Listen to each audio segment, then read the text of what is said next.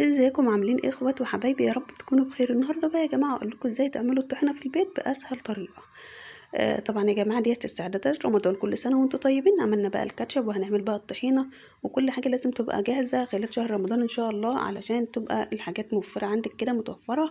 بتحتاجيها دايما الطحينه في المشويات وكمان الفول بتحتاجيها جدا يعني في الفول. تمام. معايا كده ب20 جنيه من سمسم زي ما انتم شايفين كده. رحت يا جماعه سالت على كيلو السمسم لقيته ب180 جنيه. قلت هشتري بقى ب20 جنيه سمسم، وهوريكم بقى ب20 جنيه سمسم عملت منه كميه قد ايه طحينه. تمام. عارفين الطحينه يا جماعه شويه قد كده، بس شويه صغيرين جدا، بتروح تشتريهم بالغلا جدا من بره. تمام. معايا كده ايه، فضلت احمص في السمسم لحد ما لونه كده احمر شويه، ونزلت عليهم ب3 معالق من الدقيق او 4 معالق، وهبتدي بقى اقلب برضو لحد ما تحسي ريحه الطحين والسمسم طلعت.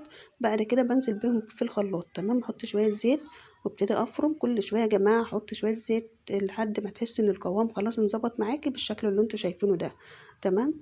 بصوا يا جماعه ما شاء الله زي الجاهزه، زي اللي انت بتشتريها من بره بالظبط، يمكن احسن كمان. ايه رايكم بقى في الطريقه الروعه اللي انتوا شايفينها دي؟ وكمان القوام مظبوط جدا وطلع طعمها روعة جدا جدا.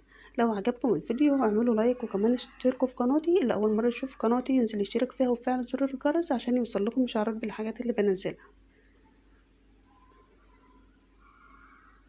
ولو عجبكم الفيديو اعملوا لايك، وان شاء الله استنونا في فيديوهات كتيرة جدا. باي باي.